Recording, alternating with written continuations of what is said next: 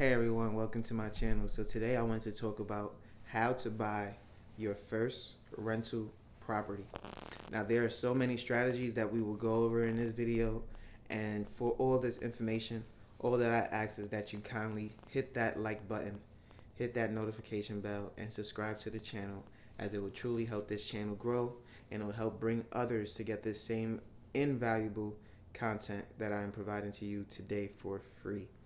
With that being said, let's get straight into the video. So, how I'll start off with a few ways that you can buy properties, and then how I personally would buy properties.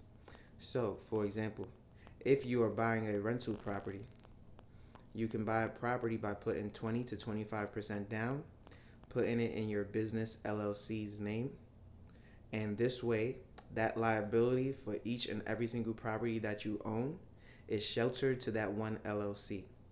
For example, if you buy one house, one LLC, one house, one LLC, you want to make sure that each individual property is in its own LLC, so that anytime a tenant falls, slips, breaks, or whatever, it's sheltered to that one specific property and not going to impact all your other assets and all your other investments, right? That business is its own business, and that will limit the amount of assets that can become after, and that's what one of my books here for asset protection is all about. Now, with that being said, if you're saying I don't have 20% or 25% to put down into any market, I've never even been a homeowner before, where do I start? Well, that's good news for you, because what that means now is that you are a new homeowner. You are a first-time home buyer. And a first-time home buyer is not someone who's never just bought a house ever in their life. A first-time home buyer can be someone who hasn't had a house in the last 3 years. That's right. If you had a house before and sold it and it's been at least 3 years, you are now considered a first-time home buyer, which means you are able to get some of the grants, some of the discounts, government incentives, or city incentives that are provided to you, not only by certain banks, but by your actual communities. And so you might be able to get 5,000, 10,000. I've even seen people in New York get $30,000 in government incentives for being a first-time home buyer, minority, black women. I've seen it all. So imagine getting $30,000 and not having to put anything into that in order to purchase a property. Well, these are some of the incentives that I'm talking about that will help you get 3.5% or even 5% down on your property, which will allow you to actually do a conventional loan.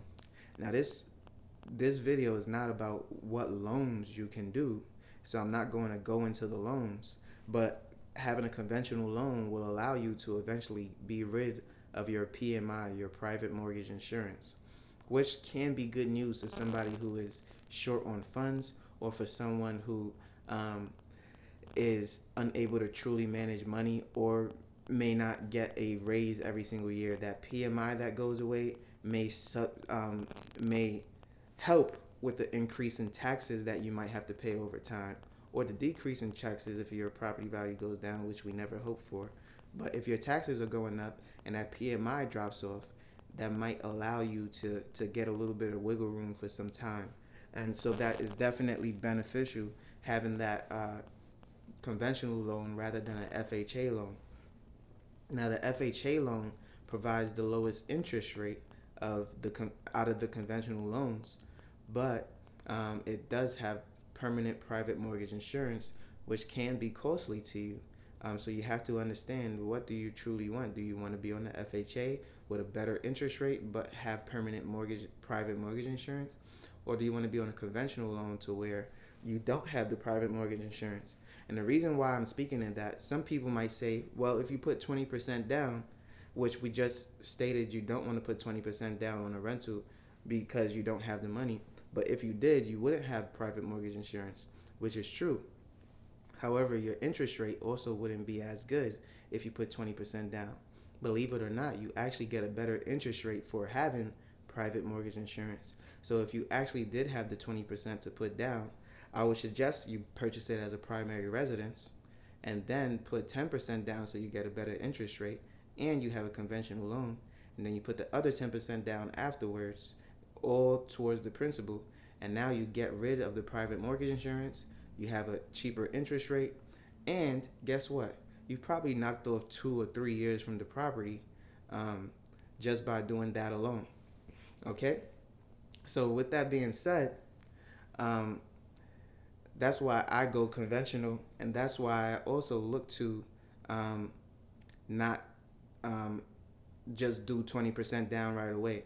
Because what is that going to do? That's going to stop me from being able to um, go ahead and get that cheaper interest rate.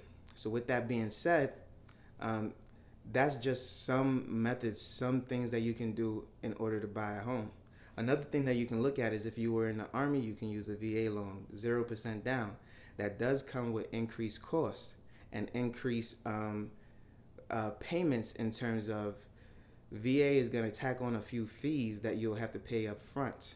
Now, this can all be um, built into the mortgage by taking on a higher interest rate or by having the seller pay some of these fees.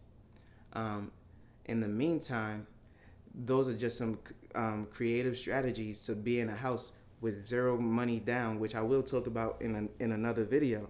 But you can be zero money down into a property without actually having a VA loan. Some people do not know that, and we're going to get into that as well. So for you first-time home buyers, you want to look at some of the incentives in your market. Maybe you want to do multifamily. Maybe you want to do single family. Maybe you want to look into buildings and tag team with a partner. You must know how you all work together in order to build this cohesion, in order to build this profitable structure and entity. You want to make sure it cash flows. You want to make sure that all these things are flowing right? So, with that being said, there's a lot of components, and I have some people waiting on me. Time is ticking. So I hope that I provided you some valuable content. I hope that this didn't seem a little rushed, but money calls and it waits for no one. So I hope that you hit the like button, subscribe to the channel, and I will see you on another episode. Peace.